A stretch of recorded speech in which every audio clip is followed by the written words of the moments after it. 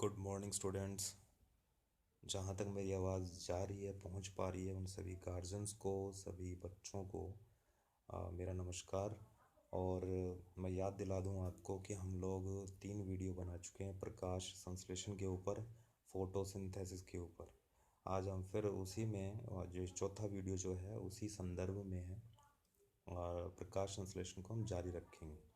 और एक बात और जो मैंने कल भी बताई है, कल भी बोली है, +1 एग्रीकल्चर के बच्चे भी पढ़ सकते हैं, जुड़ सकते हैं इस वीडियो से। उनके सिलेबस में भी यही सेम प्रकाश संश्लेषण चैप्टर है, सेम कंटेंट है, कोई फ़र्क नहीं है, जुड़ सकते हैं हमसे। चलिए शुरू करते हैं। लास्ट जो अपने ने बात की थी कल, लास्ट वीडियो जो मेरा था कल, उसमें हमने प्रकाश संश्लेषण के स्थल या हरित लवक की बात की थी, उसकी संरचना देखी थी। तो ये हमारे पास एक कॉपी पेस्ट किया हुआ डायग्राम था और फिर उसके बाद मैंने इसको हैंडमेड भी तैयार किया, एक स्केच तैयार किया था। और इसके बारे में कुछ मोटी मोटी बातें जहाँ से क्वेश्चन है वो लिए जाते हैं, उठाए जाते हैं, वो मैंने आपको बताया। फिर से एक बार रिवाइज़ करवा देता हूँ थोड़ा। तो यहाँ एक दोहरी झिल्ली आबादित कोशिकांग दिखाई देता है, double membrane bound cell organelle. ये दोहरी झिल्ली आबादित कोशिकांग होता है, इसमें एक आउटर मेम्ब्रेन होती है और दूसरी इसमें इनर मेम्ब्रेन होती है, बाह्य झिल्ली और आंतरिक झिल्ली। तीसरी बात, इसमें राइबोसोम पाए जाते हैं। और कौन से प्रकार के राइबोसोम? 70 प्रकार के।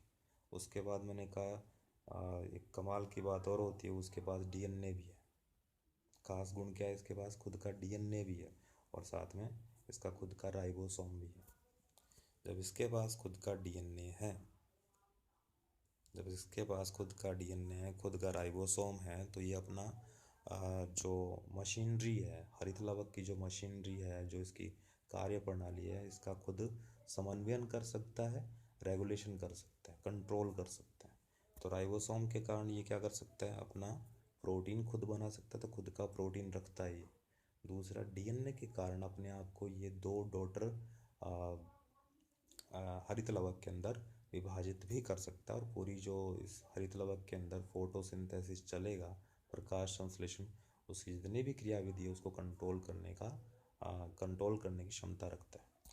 और इसी वजह से इसको क्या बोला गया था? इसको बोला गया है सेमी ऑटोनोमस सेल ऑर्गेनेल। ये लिखा हुआ है, अर्ध स्वायत्तशासी कोशिकांग होता है। इसका कारण, रीज़न नीचे लिखा हुआ है। रीज़न लिखा है, it has its own DNA and ribosome that is 70S। इसके पास खुद का डीएनए और 70S राइबोसोम है। वो अपनों ने कल उसको डिटेल में पढ़ लिया था। नेक्स्ट इसमें लिखा हुआ है double membrane bound cell organelle, दोहरी झिल्ली आबादित कोशिकाएं।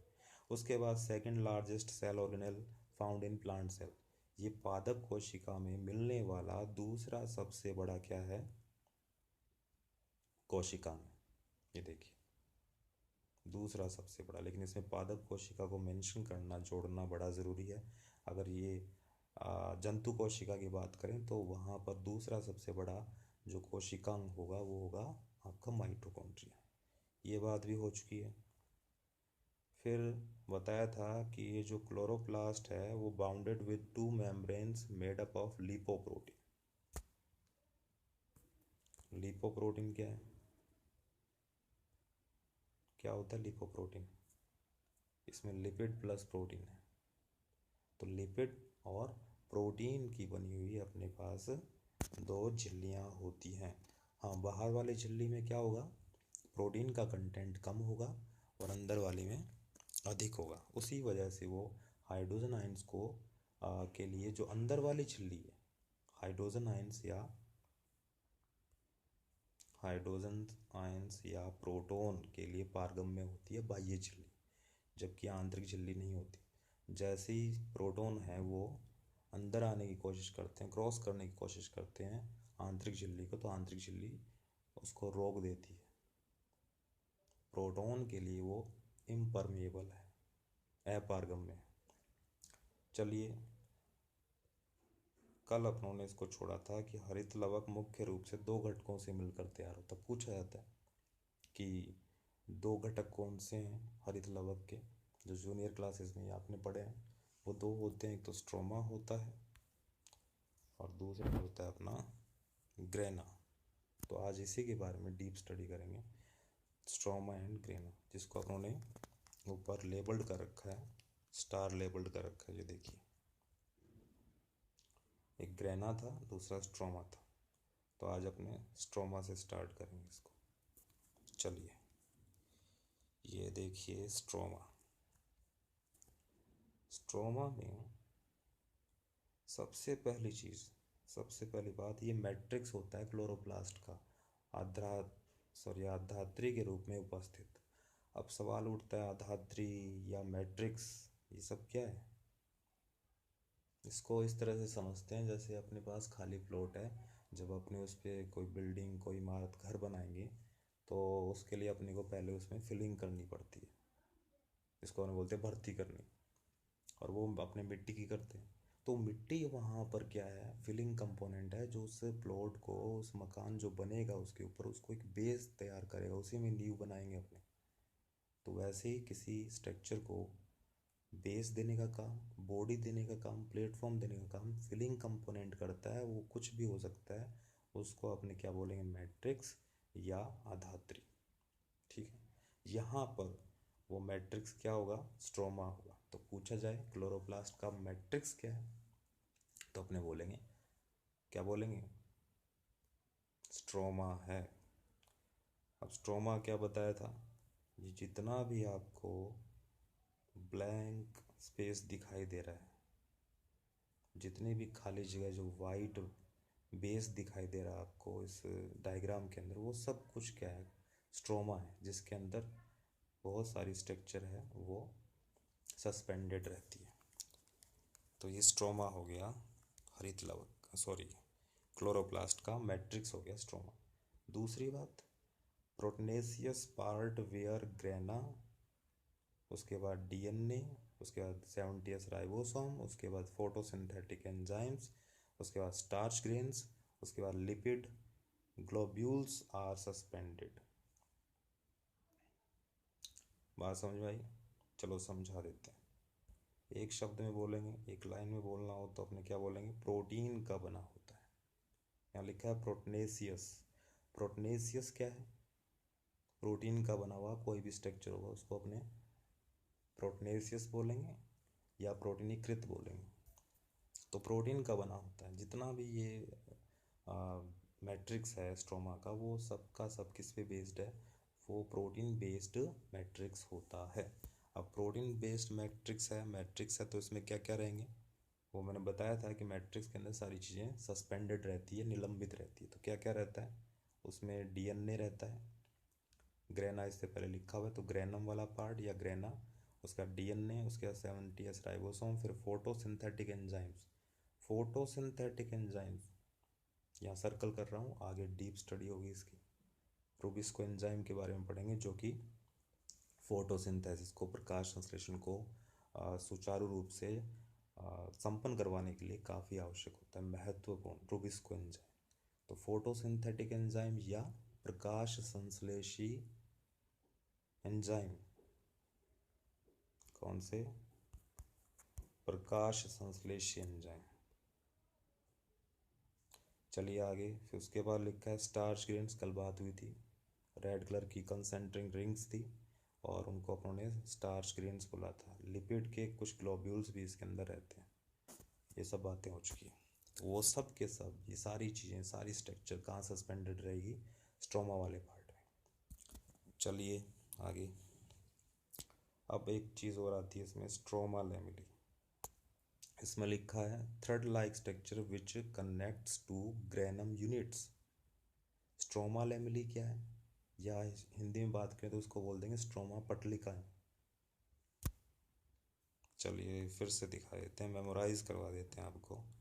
ये मैंने आपको दिखा रखी है यहाँ पे, ये थ्रेड लाइक स्ट्रक्चर है, जिनको अपनों ने क्या बोला, स्ट्रोमा लेमिली। ये वाली चीज़ लिखा हुआ है, स्ट्रोमा पटलिकाएं बोल दो या स्ट्रोमा लेमिली बोल दो।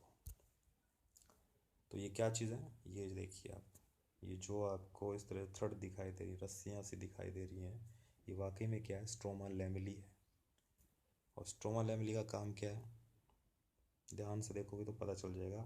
ये एक ग्रेनम को दूसरे ग्रेनम के, तो ग्रेनम क्या है, ये देखिए, ये क्या है, एक बिल्डिंग है, दूसरी बिल्डिंग, इन दोनों के बीच में ये वाला जो पार्ट है थ्रेड लाइक जो जॉइन करवा रहा है इस बिल्डिंग को और इस बिल्डिंग को, तो ये क्या है, एक स्ट्रोमा लैमेली है। पता चला कुछ। और ये जो बिल्डिंग है वो क्या चीज़ है, ग्रेनम होता है। ये बिल्डिंग क्या है बिल्डिंग, ये ग्रेनम है। तो दो ग्रेनम को आपस में इंटरकनेक्ट करवाने का काम करता है स्ट्रोमा लैमेली। चलिए फिर इसमें क्या लिखा हुआ है, साइट ऑफ डार्क रिएक्शन। एक और खास बात क्या है, ये स्थल है किसका, डार्क रिएक्शन का, अप्रकाशीय अभिक्रिया का स्थल होता है। छोटी क्लासेस में पढ़ा होगा कि प्रकाशीय अभिक्रिया घटित होती है और एक होता है अप्रकाशीय अभिक्रिया। किसके अंदर हरित लवक में। जब कहेंगे कि भोजन बनेगा तो भोजन इतनी आसानी से नहीं बनने वाला, थाली में रोटी इतनी आसानी से नहीं आ पाती है। तो क्या काम करना पड़ता है, पहले डे टाइम में, दिन के समय सारी की सारी जो लाइट है, सनलाइट है, उसको एब्जॉर्ब करते हैं, ट्रैप करते हैं। कौन करते हैं, ग्रेनम वाला पार्ट करता है, वो पढ़ेंगे आगे। लेकिन जो स्ट्रोमा है वो रात के समय CO2 का वहाँ पर क्या होता है ऑप्शन मैंने बताया था, फिर से याद दिला दूँ, H2O का होता है, क्या होता है, ऑक्सीकरण। जहाँ पर ऑक्सीजन जहाँ पर पानी का, वाटर का ऑक्सीकरण होता है, वहीं CO2 का क्या होता है, अपचयन होता है। और वो ऑप्शन कहाँ होता है, वो होता है अपने स्ट्रोमा वाले पार्ट में। तो यहाँ लिखा हुआ है CO2 गेट रिड्यूस्ड, ये वाला, ये लिखा है CO2 गेट रिड्यूस्ड। और वो कब होता है, रात्रि के समय CO2 है वो रिड्यूस हो जाती है, अपचयित हो जाती है। तो यहाँ लिखा है साइट ऑफ डार्क रिएक्शन या अप्रकाशीय अभिक्रिया के स्थल हैं जो रात्रि के समय घटित होती है। अब अप्रकाशीय अभिक्रिया का मतलब एक ऐसी रिएक्शन, ऐसी अभिक्रिया जो प्रकाश पर निर्भर नहीं करती है। तो ये स्ट्रोमा का एक फास्ट रिव्यू हो गया, इसके बारे में पढ़ लिया आपने। दूसरा क्या है, दूसरा अपने पास ग्रेना है। दूसरा क्या है, ग्रेना, क्योंकि दो मेजर कंपोनेंट्स मिलकर क्लोरोप्लास्ट तैयार होता है। दूसरा कौन सा है, ग्रेना है इसके अंदर। अब ग्रेना है, तो पहला पॉइंट अगर देखेंगे तो लिखा हुआ सस्पेंडेड इन स्ट्रोमा। बहुत सारी चीज़ें बताई थी मैंने ऊपर, अभी मैंने बताया था कि जो स्ट्रोमा है उसके अंदर DNA भी है, ग्रेनम भी है, उसके अंदर 70S राइबोसोम भी है, उसके अंदर फोटोसिंथेटिक एंजाइम भी है, उसके अंदर लिपिड और स्टार्च भी इकट्ठा रहता है। तो वही चीज़ है। तो ये जो स्ट्रोमा के अंदर सस्पेंडेड रहेगा कौन, ग्रेनम वाला पार्ट। वो जितने भी अपन ने बिल्डिंग दिखा रखी थी उसमें, तो पहली बात क्या है, ग्रेना है वो सस्पेंडेड रहता है स्ट्रोमा के अंदर, निलंबित रहता है या पाया जाता है। दूसरी बात, दिखने में कैसे होते हैं, दिखने में यूँ लगता है जैसे एक सिक्के के ऊपर दूसरा सिक्का रख दिया गया हो, single coin over another coin. एक ही सिक्के के ऊपर दूसरा सिक्का, फिर उसके बाद तीसरा सिक्का, कॉइन्स रखते जाते हैं, ढेरी बन जाती है, उसको बोलते हैं स्टैक्स। तो स्टैक्स ऑफ कॉइन्स की तरह ये दिखते हैं। तो फिर से देख लो, इसके अंदर ये ग्रेनम दिखा रखा है, सिंगल ग्रेनम, ये वाला, ये वाले, ये सब क्या है, ग्रेनम। और यूँ लग रहा है कि बहुत सारे सिक्के के ऊपर एक रख दिए इस तरह से, ठीक है। तो ये अपना ग्रेनम है। तो ग्रेनम, ग्रेना, ये बार बार मैं बोल रहा हूँ। तो ग्रेना जो है वो एक प्लूरल फॉर्म है। ग्रेना है वो बहुवचन है, प्लूरल फॉर्म है। जब एक से ज़्यादा ग्रेनम होंगे तो उसको सामूहिक रूप से, ग्रुपली अपने क्या बोल देंगे, ग्रेना बोल देंगे। सिंगल अगर एक अपने को बिल्डिंग दिखाई दे रही है, वो सिक्कों की ढेरी दिखाई दे रही है, तो उसको अपने बोलेंगे ग्रेनम। दो हो गए तो ग्रेना। उसके बाद एक और ख़ास बात, थाइलेकोइड। ये वाली चीज़, थाइलेकोइड क्या है? अभी मैंने आपको बताया कि ये कॉइन लाइक स्ट्रक्चर होती है जो एक के ऊपर एक अरेंज होती है, रखी होती है, व्यवस्थित होती है। तो सिंगल अगर आपने एक सिंगल इसे एक सिंगल कॉइन लाइक स्ट्रक्चर की बात करेंगे, एक सिंगल कॉइन्स की बात करेंगे, सिंगल जो बहुत सारे लेयर्स बना रखी हैं, वाकई में क्या है, एक सिंगल थाइलेकोइड है। तो कह सकते हैं ग्रेनम बहुत सारी यूनिट से मिलकर बना होता है, हर एक यूनिट को क्या बोलेंगे, थाइलेकोइड। मैं उम्मीद कर रहा हूँ कि आपको ये बातें समझ में आ रही होंगी। देखिए, इसमें लिखा है थाइलेकोइड के अंदर, ग्रेना की इकाई जिसकी झिल्ली पर प्रकाश संश्लेषी वर्णक पाए जाते हैं। Unit of granum having different kinds of pigments present in its membrane. सूर्य प्रकाश का अवशोषण होता है, यही होता है, यही होता है। तो थाइलेकोइड क्या है? वो जो बिल्डिंग थी सिक्कों की, उनकी एक इकाई है थाइलेकोइड, जिसकी झिल्ली होती है, मेम्ब्रेन होती है। उस मेम्ब्रेन के ऊपर फोटोसिंथेटिक पिगमेंट होते हैं। जैसे कि उस पर से एक कॉमन एग्जांपल आपको पता ही हुआ, क्लोरोफिल, पर्णहरित। तो वो जो पर्णहरित मिलेगा वो इसकी झिल्ली पर, उसकी मेम्ब्रेन पर भी लोकेट होंगे, प्रेजेंट होंगे। तो पूछा जाता है कि ये जो वर्णक होते हैं, ये जो प्रकाश संश्लेषी वर्णक हैं, फोटोसिंथेटिक पिगमेंट हैं, जो लाइट को एब्जॉर्ब कर पा रहे हैं, जैसे कि क्लोरोफिल, पर्णहरित, वो कहाँ मिलेगा? हम बोलेंगे थाइलेकोइड की मेम्ब्रेन पे, उसकी झिल्ली पर मिलेंगे। तो थाइलेकोइड क्या है? वो ग्रेनम की यूनिट है। अगर अपने कॉइन लाइक स्ट्रक्चर में आए तो हर एक वो सिक्का क्या है, वो एक थाइलेकोइड होता है। और इसका मेजर फंक्शन क्या, जब वर्णक है तो मैंने ऊपर बताया था, जैसे हरित लवक है तो लवक का मुख्य कार्य क्या होता है, रंग प्रदान करना, और दूसरा प्रकाश को एब्जॉर्ब करना, अवशोषित करना। तो वो किस वजह से कर पा रहे हैं? उनके पास फोटोसिंथेटिक पिगमेंट है, प्रकाश संश्लेषी वर्णक पाए जाते हैं। और कहाँ पाए जाते हैं? झिल्ली पर, थाइलेकोइड की। उस वजह से सूर्य प्रकाश का अवशोषण कर पाते हैं। अगली बात क्या है? यह साइट ऑफ लाइट रिएक्शन, प्रकाशीय अभिक्रिया के स्थल हैं ये। यहाँ पर प्रकाशीय अभिक्रिया होती है। और प्रकाशीय अभिक्रिया का मतलब ये लाइट पे डिपेंड करती है रिएक्शन, लाइट डिपेंडेंट रिएक्शन होती है, विच परफॉर्म्स इन डे टाइम। ठीक है, तो दिन के समय क्या होगा? प्रकाशीय अभिक्रिया, लाइट रिएक्शन होगी। वो कहाँ होगी? वो होगी यहाँ ग्रेनम में। क्यों होगी? क्योंकि उसके पास क्या है? थाइलेकोइड है। और थाइलेकोइड क्या काम करता है? सनलाइट को एब्जॉर्ब करता है। वो डे टाइम में ही हो पाएगा। ठीक है, और ये जो स्ट्रोमा था वो था साइट ऑफ डार्क रिएक्शन, अप्रकाशीय अभिक्रिया के स्थल थे। चलिए फिर आगे। इसके बाद क्वेश्चन जो बनता है वो है, what does quantasome mean? Quantasome क्या है? ये देखिए, क्वांटासोम, क्वांटम थ्योरी पढ़ी होगी आपने। लाइट है वो ड्यूल नेचर की होती है वैसे। एक है उसका क्या, पार्टिकल फॉर्म में, और दूसरा उसकी फॉर्म होती है वेव फॉर्म, तरंग प्रकृति और कणीय प्रकृति। इसके लिए इसकी दोहरी प्रकृति होती है, ड्यूल नेचर होता है लाइट का। और लाइट को एब्जॉर्ब करने वाली जो चीज़ें हैं ना, लाइट को एब्जॉर्ब करने वाली जो स्ट्रक्चर है, संरचना, वो है क्वांटासोम। वाकई में क्या होता है, जब हमने बात की, वापस मैं पीछे ला रहा हूँ आपको, लेकिन कई बार लंबी छलांग मारने के लिए पीछे आना ज़रूरी होता है, 2 कदम।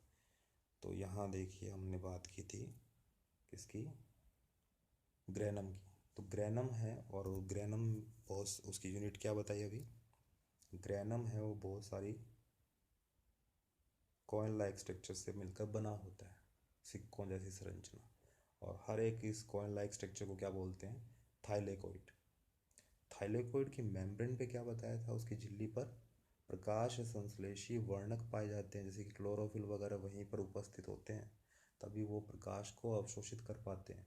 अब ऐसा मैंने अभी बताया कि इसकी झिल्ली पर, किसकी झिल्ली पर, किसकी झिल्ली पर? थाइलेकोइड की झिल्ली पर बहुत सारे वर्णक उपस्थित होते हैं। तो वो वर्णक इस तरह से बिखरे नहीं रहते हैं, वो छोटे छोटे ग्रेन्यूल्स के अंदर, छोटी छोटी कैप्सूल्स के अंदर बंद रहते हैं। वो सारे के सारे जो प्रकाश संश्लेषी वर्णक है वो थाइलेकोइड की मेम्ब्रेन पे तो मिलते ही हैं, लेकिन थाइलेकोइड की मेम्ब्रेन में वो बिखरे नहीं रहते, वो कुछ बंद संरचनाओं में बंद रहते हैं, एनकैप्सुलेटेड रहते हैं। बात समझ पा रहे हो? तो उन जो बंद कैप्सूल हैं, बंद संरचनाएं हैं, जिनके अंदर बहुत सारे वर्णक बंद हैं, और वो कहाँ बैठे हुए हैं?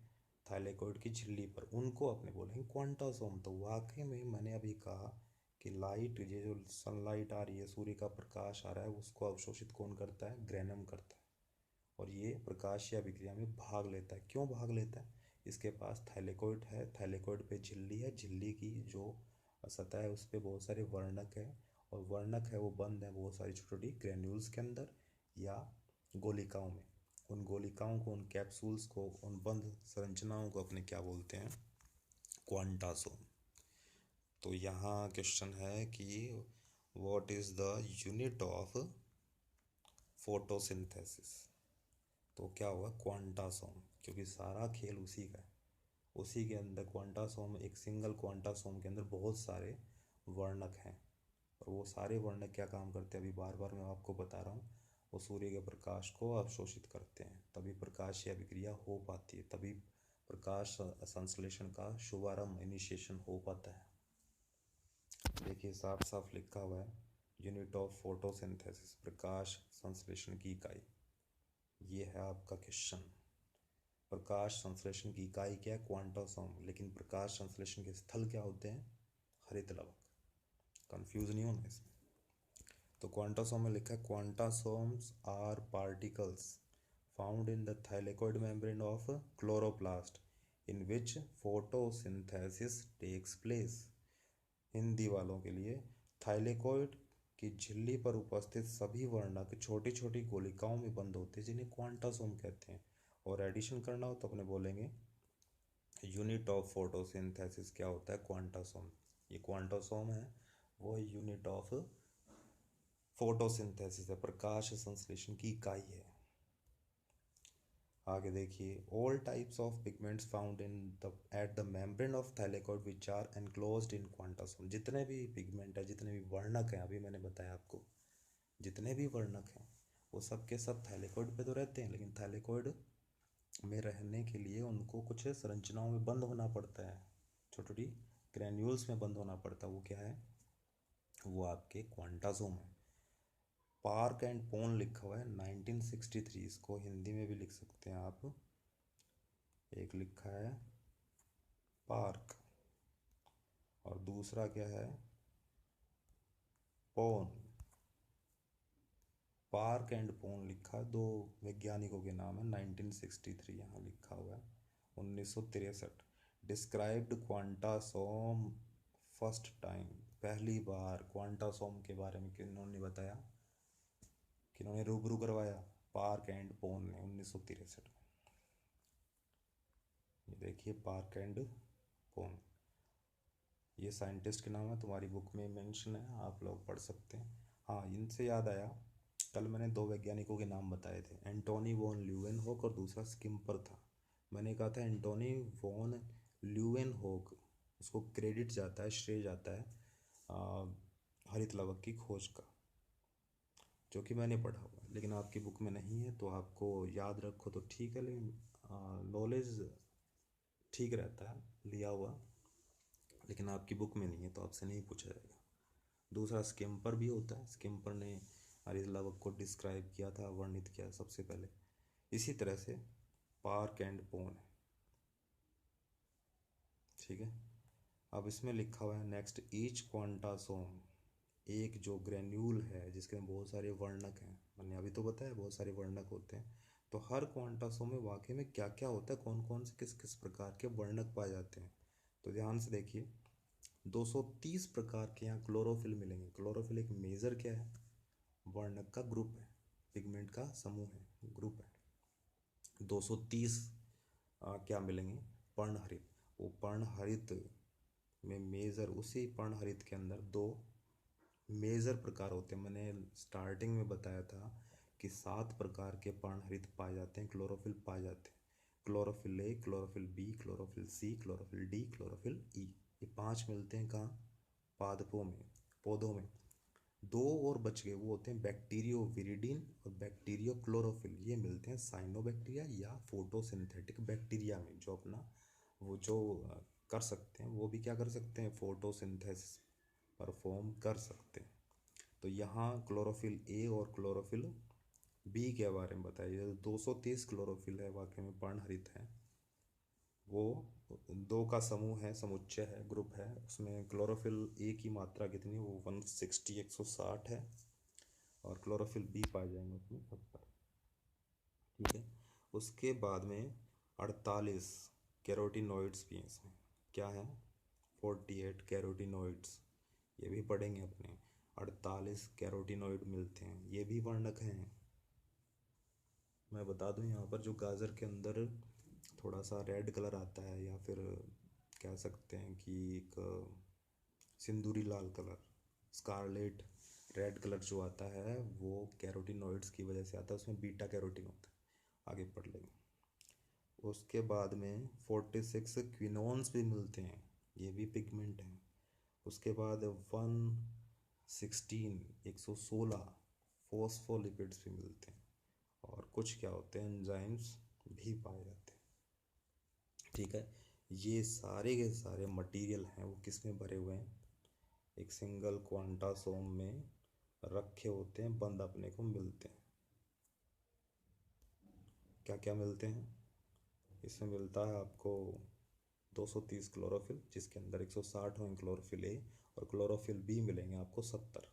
इसी तरह से 48 कैरोटीनॉइड्स भी मिलेंगे, 46 क्विनोन्स मिलेंगे, 116 फॉस्फोलिपिड्स होंगे, जिनके साथ में कुछ एंजाइम्स भी मिलते हैं जो कि भाग लेते हैं, सॉरी पार्ट्स इन्वॉल्व होते हैं। किसके लिए, किस में इन्वॉल्व होते हैं, फोटोसिंथेसिस में। अब देखिए लास्ट जो मैं आपको बता दूं, इसके बाद अपना ये टॉपिक पूरा हो जाएगा हरित लवक का। देखिए यहाँ पर मैंने एक एनलार्ज किया हुआ डायग्राम है, किसका, किसका डायग्राम है ये, वही मैंने बताया, कॉइन के ऊपर कॉइन, स्टैक्स ऑफ कॉइन की स्ट्रक्चर में अरेंज होता है कौन, बहुत सारे थाइलेकोइड। और बहुत सारे थाइलेकोइड आपस में ज्वाइन होकर क्या बना देते हैं, एक सिंगल ग्रेनम बना देते हैं। और ये जो इसके अंदर दिखा रखे हैं अपने फिलामेंट दिखा रखे हैं, ये फिलामेंट क्या है, स्ट्रोमल लैमेली है, या स्ट्रोमा लैमेली जिसको मैंने बोला था। और स्ट्रोमा लैमेली वो थ्रेड लाइक स्ट्रक्चर है जो, वो थ्रेड लाइक स्ट्रक्चर जो ज्वाइन करवाने का काम करता है एक ग्रेनम को दूसरे ग्रेनम के साथ में। ठीक है। अब अपने परतें उधेड़ेंगे, इसकी स्किन को अपने और क्या करेंगे, अंदर घुसेंगे अपने, किसमें, ये जो कॉइन लाइक स्ट्रक्चर आपको दिखाई दे रही है, इसको अगर अपने और अंदर इसमें इसकी स्ट्रक्चर देखिए, पेनिट्रेट करें अंदर, तो अपने को इस तरह की स्ट्रक्चर दिखाई देती है। इसमें देखिए एक सिंगल थाइलेकोइड, उसके बाद एक और थाइलेकोइड, और थर्ड थाइलेकोइड और बना रखा है। इस तरह से पूरा ये किसका एक टिपिकल डायग्राम है, किसका है, एक सिंगल ग्रेनम का डायग्राम है। ठीक है। क्या क्या होता है इसमें, दो मेजर पार्ट होते हैं। किसी भी थाइलेकोइड के स्ट्रक्चर में दो मेजर पार्ट होते हैं। अगर अपने ऊपर वाले थाइलेकोइड को लें तो ये वाला जो ब्लैंक स्पेस आपको दिखाई दे रहा है, ये इसका ल्यूमेन है। क्या बोलेंगे इसको, ल्यूमेन। और बाहर जो एक ग्रीन स्ट्रक्चर दिखाई दे रखी है आपको, बाहर कौन सी, इसके ल्यूमेन के बाहर ये जो ग्रीन बाउंड्री दिखा रखी है, ये आपका है मेम्ब्रेन, जिसके ऊपर बहुत सारे पिगमेंट लगे रहते हैं, फोटोसिंथेटिक पिगमेंट्स, वर्णक, अभी नाम लिए थे, क्लोरोफिल, उसमें ए और बी, और उसके बाद कैरोटिनॉइड्स, किनोन्स, फाइकोबिलिन्स भी होते हैं। ये सभी के सभी वर्णक यहाँ मिलेंगे। कहाँ पर? थाइलेकोइड की झिल्ली पर, जो ग्रीन दिखा रखी है बाउंड्री। तो दो मेजर पार्ट होते हैं। पहला, इसमें अंदर ल्यूमेन होता है, खाली ब्लैंक स्पेस, या कह सकते हैं इसकी भी मैट्रिक्स है ये, किसकी? सिंगल थाइलेकोइड की। और दूसरा, ये जो बाउंड्री बना रखी है, ये जो दूसरी है चीज़, वो क्या है? इसकी मेम्ब्रेन है। तो मेम्ब्रेन के ऊपर ये जो डार्क कलर में दिखा रखे हैं बहुत सारे स्पॉट बना रखे हैं, ये क्या है? पिगमेंट्स हैं, इसमें लिखा होगा, ये देखिए, ये पिगमेंट्स हैं।